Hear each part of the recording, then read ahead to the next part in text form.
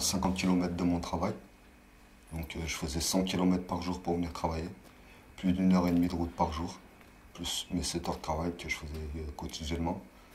Et donc là, financièrement, avec la voiture et tout, au niveau de l'essence, je ne pouvais plus.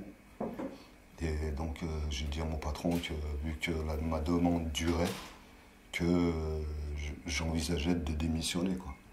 Et trouver un logement à 450 € par mois près de mon travail, c'était mission impossible, quoi.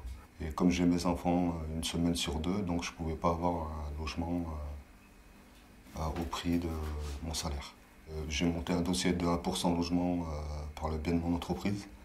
Et du coup, au bout de 3 mois, ils m'ont mis en relation avec Un Toit pour tous.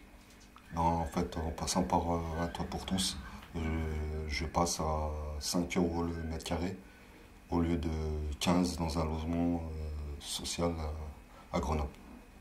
On m'a attribué un appartement type T3 avec 2 chambres, donc une chambre pour mes enfants et une chambre pour moi, avec un loggia. Ils ont vraiment tout refait jusqu'à m'équiper la cuisine et avec l'électroménager compris dedans. Ça m'a changé beaucoup de choses. J'ai pu conserver mon travail, accueillir mes enfants dans des conditions décentes et surtout j'ai gagné en tout, en santé, en argent, en plein de choses, quoi. Et puis le cadre de vie, quoi. Les enfants, j'ai trouvé même mes enfants changer par rapport à mon ancien appartement. Ils s'investissent plus avec moi aux tâches ménagères, à préparer à manger le soir, alors qu'avant ils ne le faisaient pas, quoi. Et comme je suis éducateur sportif, la coïncidence m'a mis devant un stade de foot. J'ai vu le club de rugby de Grenoble, les professionnels qui viennent s'entraîner le vendredi matin. Donc j'ai vu des choses, voilà, quoi. Je ne m'y attendais pas. J'ai un petit garçon que j'élève tout seul, qui a 4 ans et demi.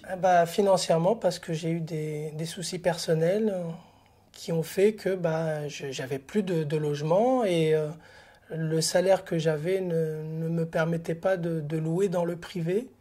Donc je me retrouvais, on va dire, pour être cru, à la rue, moi et mon fils. Donc il y a la porte d'entrée qui se trouve juste derrière nous.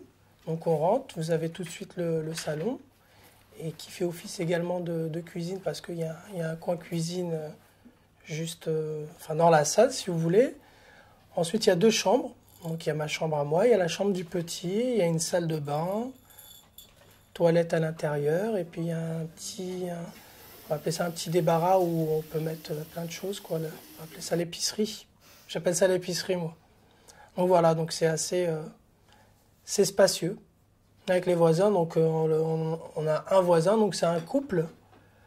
Donc, qui ont mon âge à peu près en plus, donc qui ont une petite fille qui a le même âge que Sacha, donc ils sont dans la même classe, donc ils sont tout le temps fourrés ensemble. Excusez-moi l'expression, mais ils sont tout le temps ensemble. Ça se passe super bien. Il y a eu des a priori au départ parce que on parle d'une association, donc tout de suite c'est vrai que peut-être que les gens ils pensent que voilà, association ça veut dire des gens en difficulté, peut-être des truands, des voleurs, des repris de justice, etc. Enfin, tout peut passer par leur tête, si vous voulez, je pense. Ils se sont rendus compte par eux-mêmes. Même eux, ils me l'ont avoué après, en discutant. Et ils m'ont dit, on était un peu réticents, tout ça, on ne savait pas trop qui allait arriver, etc. Et puis finalement, ça se passe super bien. Mais vraiment super bien. C'est vraiment des amis, quoi. C'est presque, peut-être j'exagère, mais vraiment des bonnes connaissances. Voilà.